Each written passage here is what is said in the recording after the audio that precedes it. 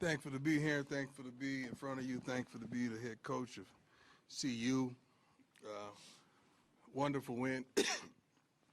We didn't attain it the way we desired, but a win is a win. You're going to have those type of games, those type of contests throughout the season. The best thing to do is to be resilient when you're not playing your best, to be resilient when your opponents are playing their butts off, and you're able to come back and win the football game in the manner that we did. So we're thankful, we're appreciative, but now it's on to the next chapter. We've announced a sellout for all the home games this season. First time in the history we've sold out every home game in the season. ESPN announced 9.3 million viewers, most watched late game ever. Fourth best regular season game in the last 6 years. ESPN fifth most watched game ever. Most streamed game of all time. Peaked at 11.1 million viewers from 9 to 9:15 Mountain Time. CSU had 25.3 million viewers through 3 weeks. This means a lot of eyeballs. We're the fourth team in FBS history to start 3-0 after being defeated in 11 games. I just hate that we're losing. I'm sorry. Being defeated in 11 games. Yeah, the last team to do it was Minnesota in 2008. Up under Tim Brewster. Amen. Blah, blah, blah. The rest is about Shador. We forced 4 turnovers for the second straight game, the first time this happened in back-to-back games in 20 years. This is incredible. Our kids are getting eyeballs, they're getting viewers. We get scouts out every day to watch them do what they're gifted to do. They're excelling in the classroom. The things I hear about them when they're amongst the community, they're very respectful. So not only do I want to and I desire to win on the field, but I desire to win off the field as well. And I think we're winning. Let's go. Hey, Coach. Brian Howell from the Daily Camera. What's going on, boss? Well, I have a 2-part question, if I could. First, how's Travis doing? Travis is doing great. Got out of the hospital yesterday. He's at home doing his schoolwork, playing video games, being Travis. Wonderful man. He can't wait to get back to continue to do what he's capable of doing. And then the second part is with him out, at least this week, what is the plan at corner? Like, is Cormani ready yet? No. The plan at corner is corner by committee. That's why we practice. We're going to see who steps up and takes over that role. What's holding Cormani back at this point? He is.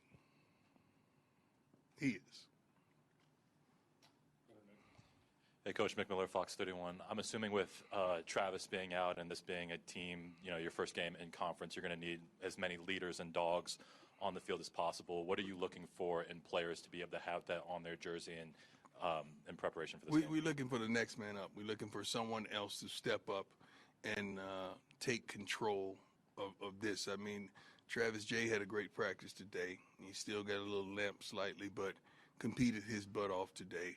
And we have talent. We just got to get the talent to be talented and to do what they're capable of doing.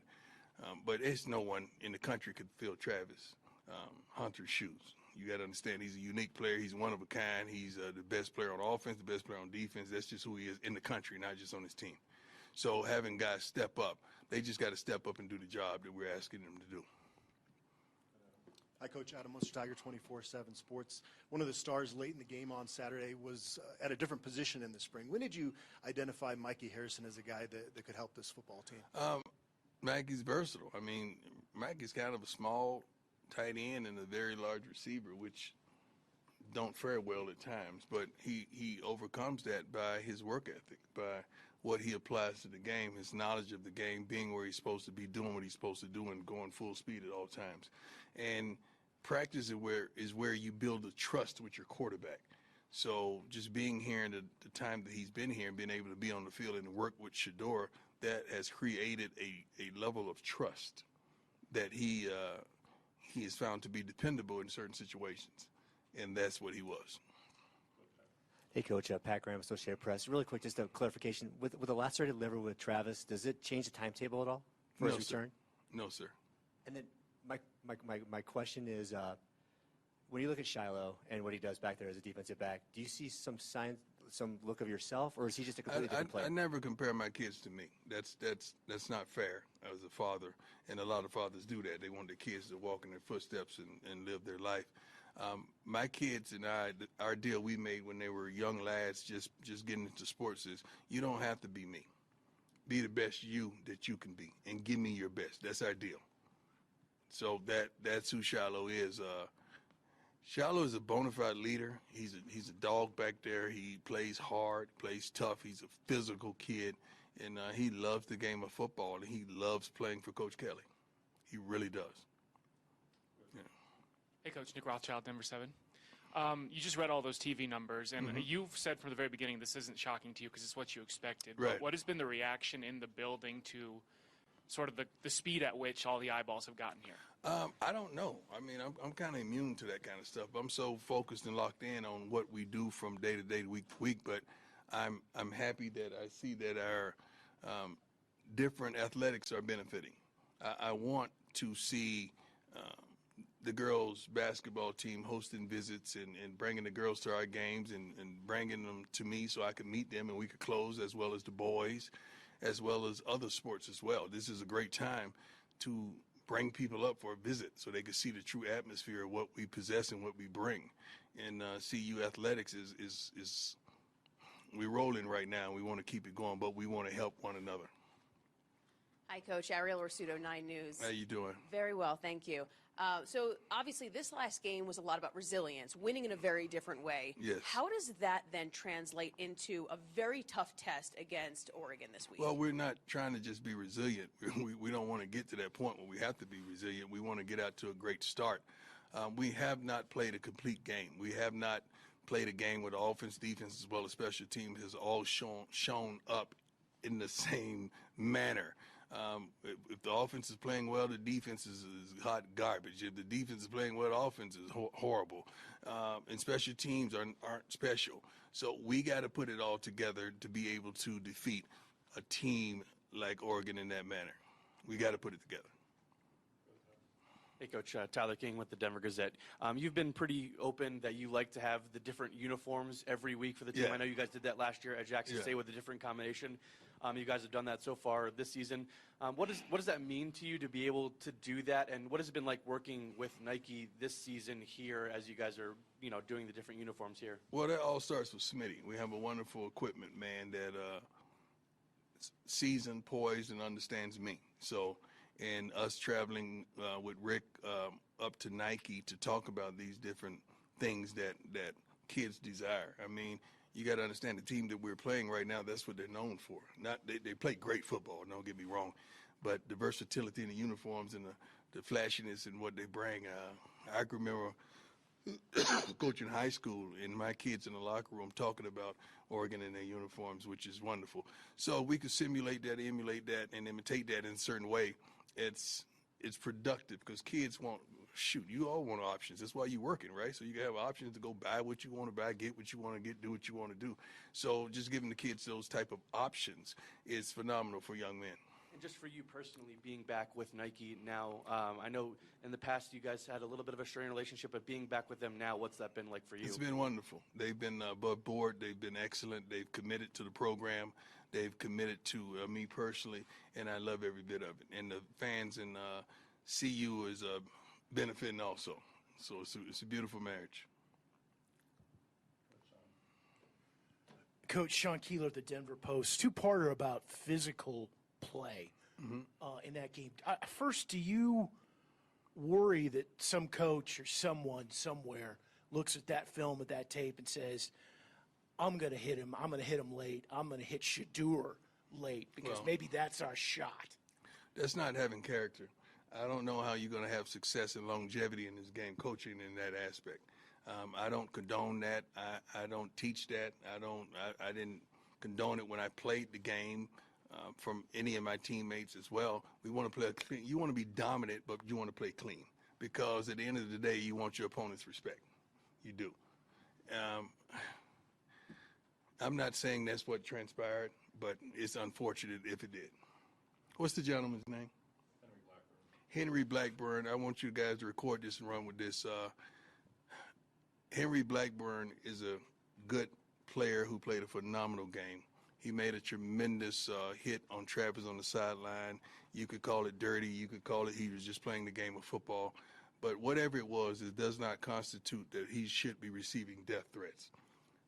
This is still a young man trying to make it in life, a guy that's trying to live his dream and hopefully graduate with honors or degree, committed to excellence and go to the NFL. He does not deserve a death threat over a game. At the end of the day, this is a game. Someone must win, someone must lose. Everybody continues their life the next day. Very unfortunate. I'm saddened if there's any of our fans that's on the other side of those threats. I would hope and pray not, but that kid was just playing the best of his ability, and he made a mistake. So I forgive him. CU, our team forgive him. Travis he's forgiven him. Let's move on. But that kid does not deserve that. The other follow-up to that, and I appreciate you saying that about Blackburn, because that was the other thing I was going to ask, was do you worry that there's going to be a target on Shadur's back given the hype and everything else? I think there's a target on every great player's back, isn't it? Last time I checked, but that should really challenge your offensive line to do their job, shouldn't it? Because if you stop the quarterback, if you stop a Travis Hunter, if you stop a Jimmy, if you stop Xavier, if you stop these guys, you're stopping the offense. Bo Nix is pretty darn good too. We want to stop him, but we're not going to do anything absurd or dirty. We don't believe in that. This is a game. I mean, we want to win, but we don't want to step outside the lines to win. Character is everything with us. Hey, Coach. Jason Jones from Buffs Beat. You've mentioned before that you're the only coach Shador has ever known. Mm-hmm. And I was curious, from Jackson State to now, high school, whatever it is, in these 3 games, has he done anything that even impresses you? I mean, his consistency impresses me. When I see him in a presser, it impresses me. When I saw him on stage with Stephen A. as well as Shannon, and that impressed me. He's a really knowledgeable kid. Sometimes he was reluctant to let his personality go, but now he's home, man. He is. Remember when I said I'm about to get comfortable? He's gotten comfortable. So, and I know him, as my son. I know when he opens up like he's opened up, he's comfortable, and I'm proud of him in every aspect. Hey, Coach. Ryan McFadden from the Denver Post. Mm-hmm. I wanted to ask you a question about the cornerback position. Mm-hmm. We've seen a lot of young corners come into the league and make an immediate impact, whether it's year 1 or year 2. I was wondering, why do you think that, and how much has the college game impacted? I don't follow NFL, so I don't know. I don't know if that's true. I have no idea. I don't really follow the NFL game, and I haven't followed it since I was out commentating it and broadcasting it, so I don't know how true that is. I'm happy for those youngsters if they're able to come in and show immediate impact. That's not easy by any standards, but I'm happy for them, man. I wish I followed them a little more so I could ride with you on your statements. I just don't. I'm so into what we do and what our opponents are doing. And that's what I'm into. I don't really look outside these blinders. Jimmy Searfoss, 247 Sports. Oregon's head coach has spoken about Colorado a few times in the past. Is it personal once again this week? I respect the heck out of this man, what he's accomplished stepping in, taking over a program, and keeping it not only rocking steady, but accelerating it. So I'm not a fan of anybody. I mean, except for, some of the celebrities that got a tremendous gift, but not in sports.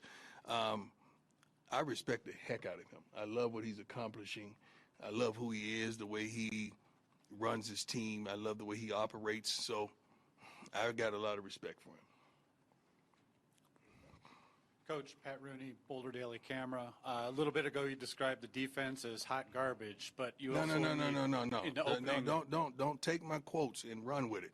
It was moments in the game that our defense have really played pretty good football this year. I mean, it was moments that they played badly. Yeah, moments that were hard garbage. Offense have been too. Special teams have been too.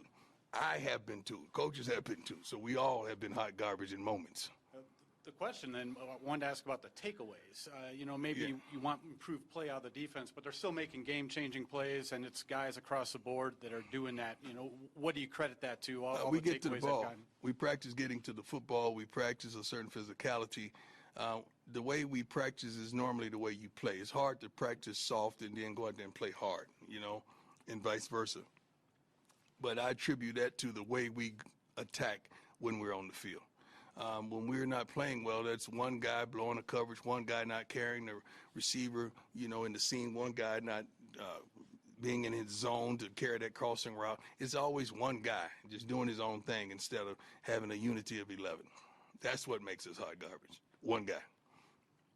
Coach, we talked about the slower starts the last couple of weeks. Yes, sir. I was just wondering, do you believe any of that is attributed to balance of the offense, run versus pass? No. And in that vein, No. do you expect Alton McCaskill back this weekend? We took off his yellow shirt today, so he's practicing. He's able to be hit. He's ready. I feel like he's ready. I don't care what the ratio is run pass. I really don't. I care what the ratio is on the scoreboard. That's what I care about. I don't give a darn what run pass. I just meant more in relation to the slow starts. You were saying after the game that you couldn't figure it out. I don't like us to run the ball just for the sake of running the ball. It's a 2-yard loss or a 1-yard gain. I don't believe in that.